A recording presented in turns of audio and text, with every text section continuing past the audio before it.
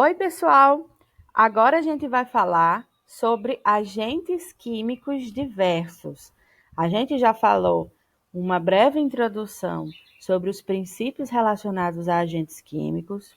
Nós vimos também o poder de tensoativos e dos álcools na higienização, principalmente na higienização das mãos, que foi em que a gente focou mais. Agora eu vou explicar para vocês outros agentes químicos que podem ser utilizados para neutralizar micro-organismos, especialmente com foco na área médica, né? Então, vamos lá. Meu nome é a professora Luísa Helena e essa é uma série de vídeos sobre agente químico de controle microbiano. Vamos começar com os agentes alquilantes. Os agentes alquilantes, como glutaraldeído, formaldeído e óxido de etileno, eles têm como princípio de ação os ácidos nucleicos e as enzimas. Vocês sabem que os ácidos nucleicos são o material genético do micro-organismo. Ele precisa desse material genético como arcabouço informacional para produzir outras células. Sem esses ácidos nucleicos íntegros, que é o DNA e o RNA, não há a condição do micro-organismo continuar a se reproduzir. Além disso, o processo de alquilação desses agentes ocorre para neutralizar enzimas. E o que são enzimas? São proteínas funcionais que metabolicamente são ativas e são responsáveis por uma série de funções dentro da célula. Então, quando esses agentes conseguem, através da reação de alquilação, neutralizar tanto os ácidos nucleicos quanto enzimas, na verdade, não neutralizar, mas causar algum tipo de disrupção na conformação ou na funcionalidade, eles acabam neutralizando o micro-organismo. Vamos ver um pouquinho sobre cada um deles. O glutaraldeído, ele tem atividade desinfetante e também esterilizante. Então, está aqui um exemplo de desinfetante que também pode provocar a esterilização e tem espectro ainda esporocida, né? Além de ele combater vários tipos de micro-organismos diferentes, ele pode neutralizar esporos, tá bom? E é utilizado em artigos termossensíveis. Tem que ter cuidado com esses agentes que são esterilizantes, porque geralmente eles são tóxicos corrosivos, assim como o glutaraldeído. Então, formaldeído é outro agente alquilante, que também tem poder esterilizante, desinfetante e amplo espectro esporocida, além de ser usado em capilares de dialisadores, então é bastante utilizado. O óxido de etileno, esses dois são utilizados na forma líquida, tá? No estado líquido da matéria. Aqui a gente tem no estado gasoso, que é o óxido de etileno. Ele tem ação principalmente esterilizante. É um gás incolor, pode ser utilizado câmaras de óxido de etileno nos ambientes, hospitais, alguns têm, biotérios e outros ambientes que precisam de esterilidade de materiais termossensíveis, borrachas e plásticos que não podem ir para uma autoclave, por exemplo. Então, tem essas câmaras de óxido de etileno, tá bom? Então, esses são 3 agentes químicos que têm ação esterilizante, mas como eu falei, nem todos os agentes químicos têm ação esterilizante. Na verdade, a maioria deles não tem. E o que é esterilização é você eliminar completamente todas as formas microbianas presentes ali. Existe a esterilização comercial, como foi falado no vídeo de controle físico, agentes de controle físico, que eu falei, vocês podem assistir lá também. A esterilização comercial, ela não mata todos os micro-organismos, mas a esterilização, em princípio, é quando a gente mata todos os micro-organismos presentes naquela superfície, por exemplo. Eles são muito utilizados, como eu falei, na parte médica, né, em ambientes de assistência à saúde. Porém, como eu também mencionei, são extremamente tóxicos, então tem que ter muito cuidado no manuseio. Existem também os compostos fenólicos, tá, pessoal? Tanto o fenol quanto os derivados fenólicos. Como é que age? Principalmente alterando a permeabilidade da membrana. Isso aqui é uma membrana plasmática, que a gente vem falando tanto. Isso aqui é lipídio, e a gente tem aqui as proteínas de membrana, tá bom? Além de causar a permeabilidade nessa membrana, acaba influenciando aqui nessas proteínas que são importantes para passagem de nutrientes, para trocas de sais, enfim, uma série de funções. Portanto, por desnaturar e inativar proteínas e provocar lise celular, pode ter aí, dependendo da concentração, a ação bacteriostática e bactericida. Tem ampla ação contra vários micro-organismos, portanto, e como é que é utilizado na prática?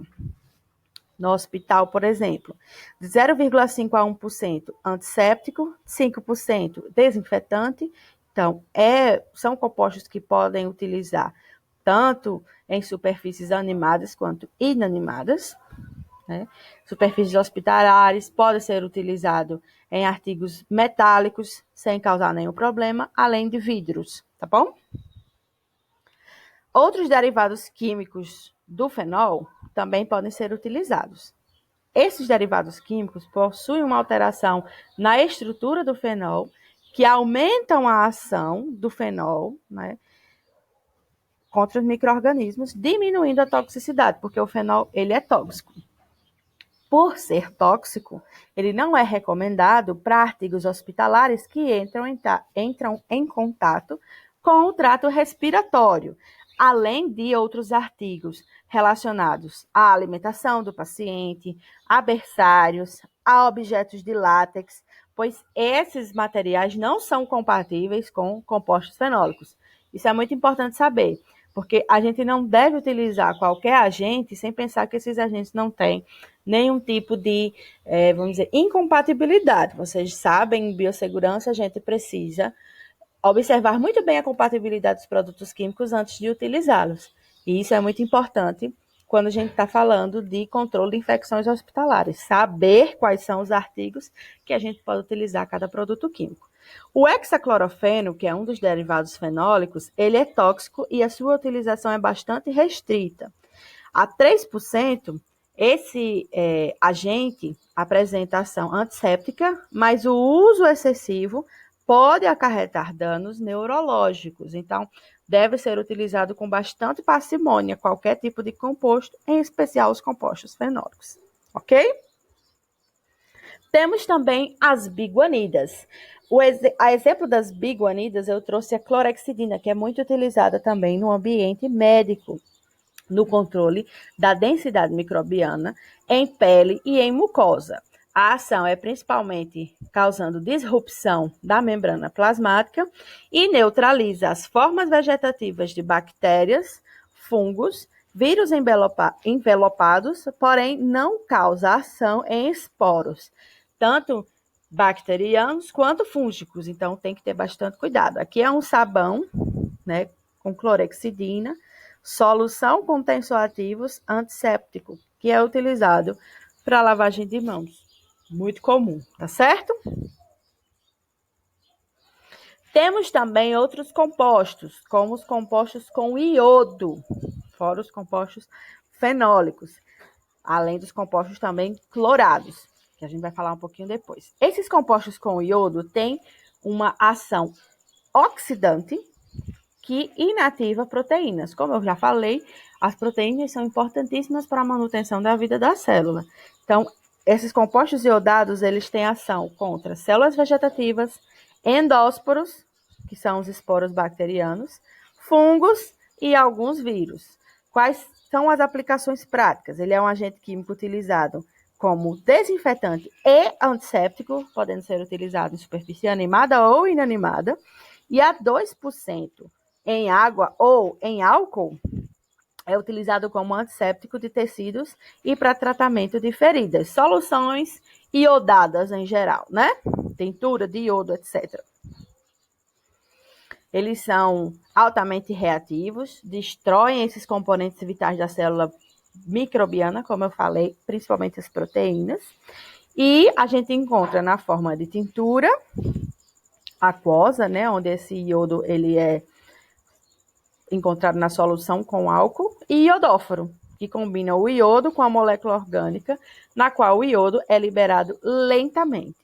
Temos também, além dessa tintura do iodóforo o álcool iodado, tá bom? Que tem de 0,5 a 1% de iodo dentro do próprio álcool etílico, para tentar, né, ter uma ação mais abrangente contra os micro-organismos ali. Então, a gente tem diversas formas de encontrar o iodo e esse iodo ajuda no controle do crescimento microbiano, ok?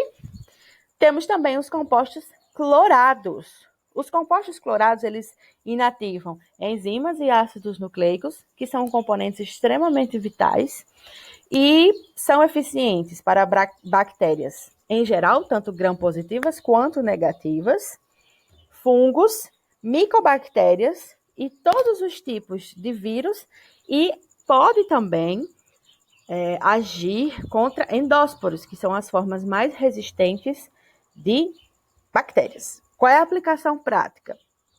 A solução de hipoclorito de sódio a 1%, que é utilizada na desinfecção doméstica. Vocês sabem, todo mundo tem uma água sanitária em casa.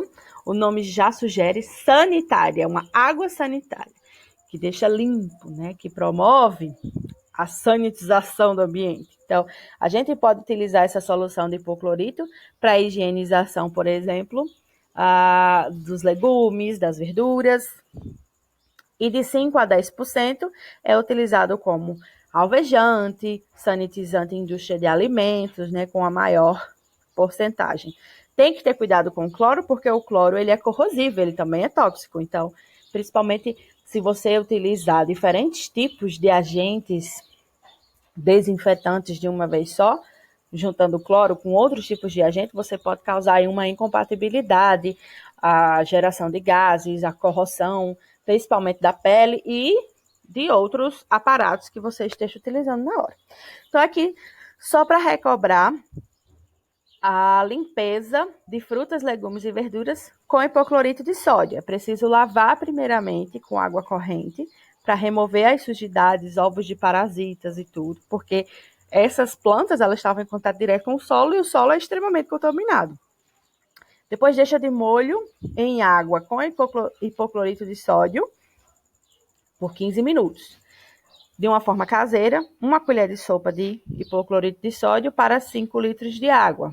E aí se você for usar só 1 litro de água, você bota uma colherzinha pequenininha e aí vai. Depois enxágua bem, não tira direto daqui e já põe na mesa para comer, não, lava, tira esse excesso de hipoclorito, porque o hipoclorito ele é tóxico, né? Principalmente se a gente ingeri-lo. E mantém sobre refrigeração. Então, chegou da feira, já faz isso, tá bom? É importante fazer isso, principalmente nessa época onde a gente tem muito medo de vírus, né? Coronavírus, H1N1, todas essas influenzas que estão soltas por aí. O coronavírus não é uma influenza, mas tem vários tipos de influenzas que o Brasil é acometido todos os anos. Temos também, pessoal, os peroxigênios, tanto o peróxido de hidrogênio quanto o ácido peracético. Eles são agentes oxidantes e agem na membrana, no DNA e em diferentes componentes celulares, como as proteínas, tendo ação desinfetante e esterilizante, tá? O ácido peracético, diferente do peróxido de hidrogênio, ele consegue ter ação, inclusive, contra esporos. Ele é mais potente e não tem efeito tóxico. Porém, o peróxido de hidrogênio apresenta algum nível de efeito de toxicidade. Tem que ter cuidado. Principalmente quando está entrando em contato com mucosa, essas coisas. Mucosa respiratória, tem que ter cuidado na utilização. Já foi muito utilizado em feridas como antisséptico, pois inibe o crescimento de micro-organismos anaeróbios, já que esses micro-organismos, eles não crescem na presença de oxigênio, tá? Então, aqui a gente tem um tipo de limpador de uso geral que é baseado em peroxigênios. E tem aqui, ó, muito eficiente no combate à Covid-19. Por quê? Porque ele neutraliza vírus e é de amplo espectro, tá bom? Temos também os metais pesados. Esses metais pesados geralmente são utilizados em outras soluções, tá? Você não joga mercúrio em cima da pessoa. mas eles são utilizados em diferentes soluções e em pouquíssima quantidade eles conseguem neutralizar micro-organismos.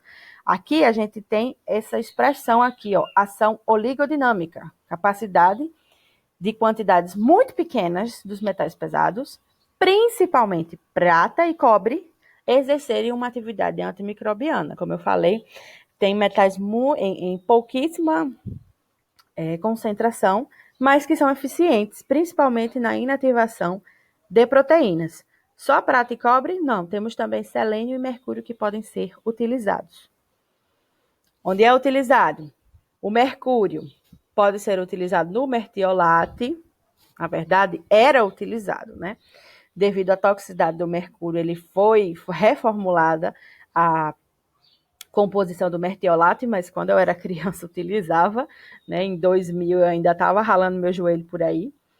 Nitrato de prata 1%, utilizado em bebês na hora do parto para a prevenção de doenças oftálmicas.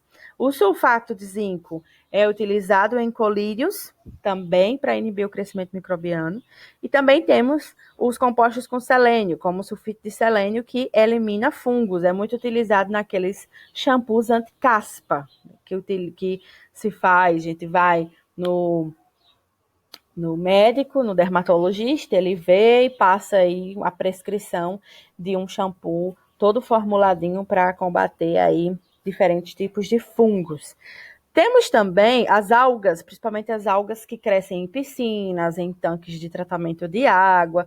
Não deve crescer, né? Mas a gente tem que eliminar, porque esse é um micro-organismo, né? As algas são micro-organismos que estão na água. Se você pegar um botijão de água e deixar crescendo no sol, deixar lá sozinho no sol, um monte de alga vai crescer ali dentro, porque elas estão, a gente ingere e tudo. Não tem problema, ninguém morre por causa disso. Mas isso é um grande problema para quem trabalha com água, né? Para quem tem parque, para quem trabalha em tratamento de água. Então, sulfato de cobre é utilizado no controle das algas, tá bom? Para quem tem piscina e tudo. Então, esse era o nosso vídeo sobre os agentes em si. Se você gostou desse vídeo, por favor, dá uma curtida, compartilha com os seus amigos, se isso foi útil para você. E se surgiu alguma dúvida, coloque os comentários aqui embaixo, que eu vou procurar a resposta e mando para você, tá bom? Um grande beijo e até o próximo vídeo.